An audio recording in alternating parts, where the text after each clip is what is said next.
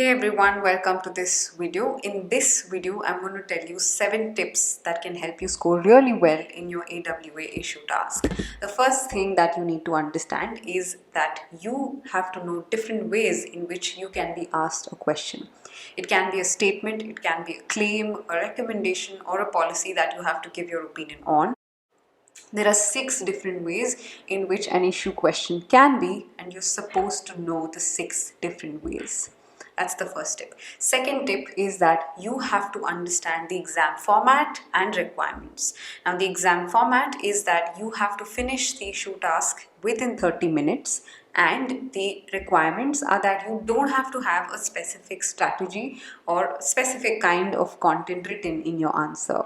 All that matters is how you are relevant and how detailed you are in your answer. That's the second one.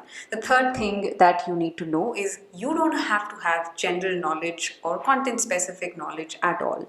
The questions can be covering different topics varying from arts, humanities to technology to medical sciences. So there can be different opinions that can be sought from the question, but remember, your knowledge in all the fields that I mentioned does not matter. All that matters is for you to have a certain thought process and stick by it throughout the answer.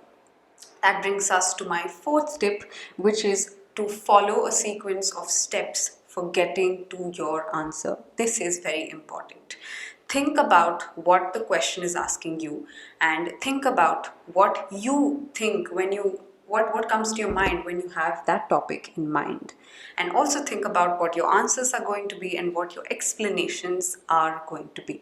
Okay, that's the fourth tip. Fifth one is for you to plan and organize your structure. Always, if necessary, always start by explaining the claim and say what the claim exactly means. And this is only if necessary. If not, you can start by giving your opinion directly on the claim or the statement and follow it up with good examples and reasons. Now remember that there are no good number of examples that you have to have, but 3 is a good number to have. More than that will get too much. Or also, if you want to write 4 or 5 is great, but think about this. Will you be able to detail the examples well and think about all possible explanations or all possible points of view related to that example? Think about that and see how you want to structure your paragraph. The sixth thing that I have for you is to take notes while you plan or read the question. Because the question prompts are slightly longer, you might be having trouble in remembering what the question is asking you to do. So you might want to write that down, and you might also want to write down what your answers are.